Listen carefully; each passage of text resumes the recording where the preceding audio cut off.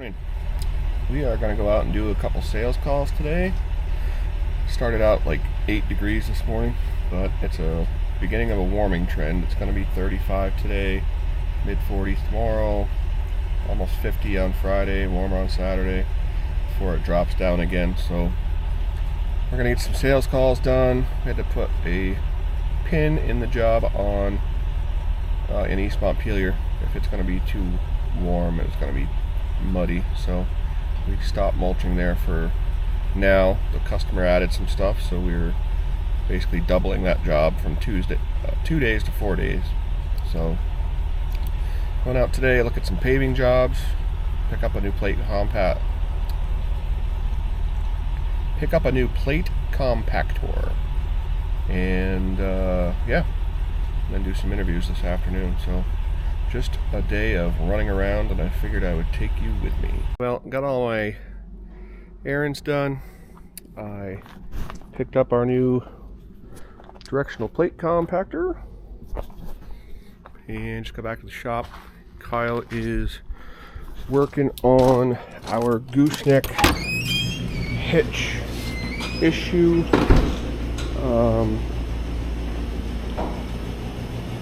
We need to replace that ball and that ball, and we just found out this ball is welded. We are going to unweld it.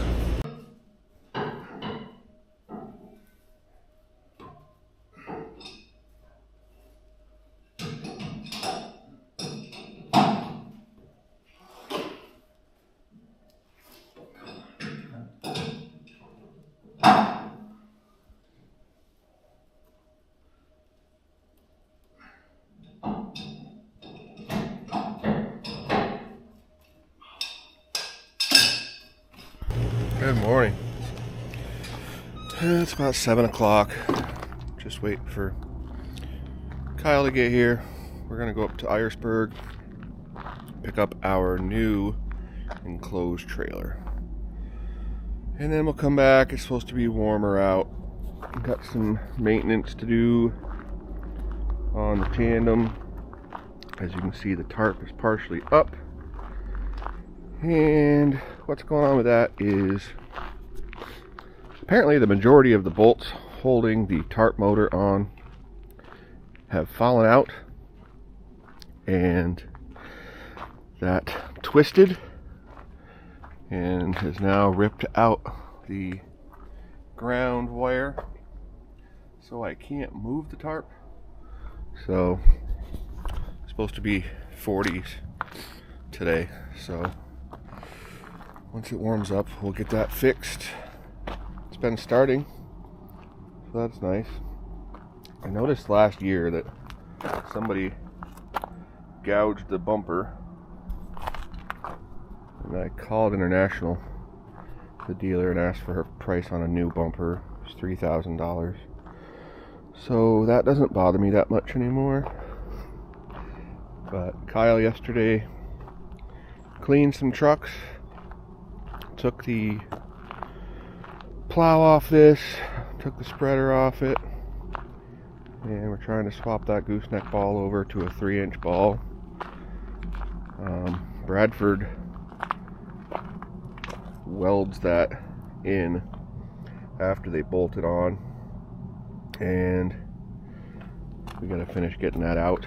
The downside is the new ball is a 1/2 inch taller than the recess, so you're going to see 1/2 inch of a ball sticking out of that pocket, which is kind of annoying, but not the end of the world. But Vermont is so kind to paint and finishes. I mean, this truck is through half of its first winter, and stuff like this is all starting to rust. The paint I put on the D-rings is all coming off. You know, every single hinge on this thing is rusting. This side more than others. I talked to Bradford bodies, and they said I have to go through my dealer. Well, the dealer for the body, no idea who it is. The truck came from Kentucky, all built. I emailed the salesman who sold it to me. Been 4 days, he hasn't responded. All I did was ask him for the body dealer name so I could try to get it fixed, but apparently he is not interested in divulging that information. So, yeah. Anyway, let's head up to Irisburg and pick up this new trailer. There she is. Just getting her hooked up, and we'll take a look at it at the shop. Alright, just got back to the shop. Figure I'll give you a little tour of this thing. So, brand is Easy Hauler. I had it custom built for what I wanted. It is a 14-foot square nose, and I had it built with 5,000 pound axles. So GVW is 10,000. It's like 2,000 pounds. It's all aluminum. Extra height, ramp door. Had them put in mounting points in the floor to hold the 1-ton roller. As you can see, they did extra hinges down there on the bottom for the roller. It's got double floor. It's got double wood on the ramp, and what else?